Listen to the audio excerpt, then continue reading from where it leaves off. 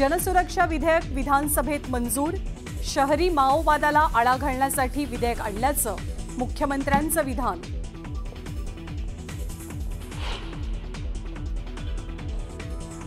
अनिल परब आणि शंभूराज देसाईंमध्ये जुंपली। देसाई मंत्री असताना गद्दारी करत होते, परबांचा आरोप। तर गद्दार कुणाला म्हणता, बाहेर या तुम्हाला दाखवतो म्हणत देसाईंकडनं परबांना प्रत्युत्तर।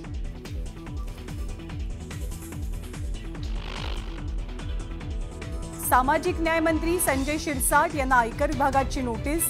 नोटिशीमध्ये शिरसाटांना आर्थिक व्यवहारासंदर्भात विचारणा। स्वतः संजय शिरसाट यांची न्यूज 18 लोकमतला माहिती।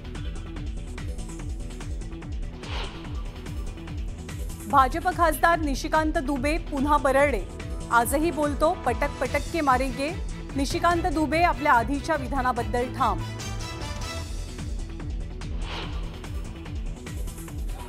राज ठाकरे 18 जुलैला मीरा भाईंदरला जाणार। मनसे आणि मराठी संघटनांच्या मोर्चानंतर राज ठाकरेंचा मीरा भाईंदर दौरा। उपसभापती नीलम गोऱ्हे यांच्या बॉडीगार्डकडनं ठाकरे गटाचे आमदार वरुण सरदेसाईंना धक्का। वरुण सरदेसाई संतापले। विधान भवनाच्या पायऱ्यांकडे जाताना घडली घटना।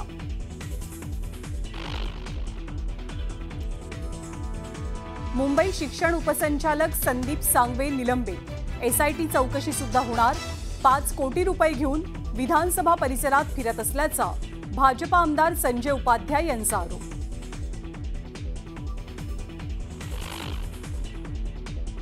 शहापूरच्या आरएस दमानिया शाळेतील आणखी 3 शिक्षकांना अटक। शाळेमध्ये मासिक पाळी आल्यानं मुलींचे कपडे काढून केलेली तपासणी। आतापर्यंत 11 जण अटकेत, तर रुपाली चाकणकर यांच्याकडनं प्रकरणाची गंभीर दखल।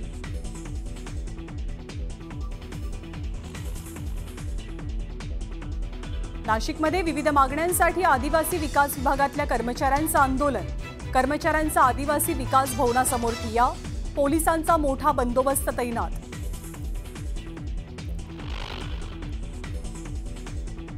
मतदार यादीत आधार कार्डचा समावेश करण्याचा विचार करा।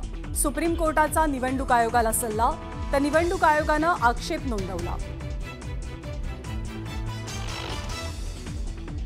आणि राज्यभरात गुरुपौर्णिमेचा उत्साह।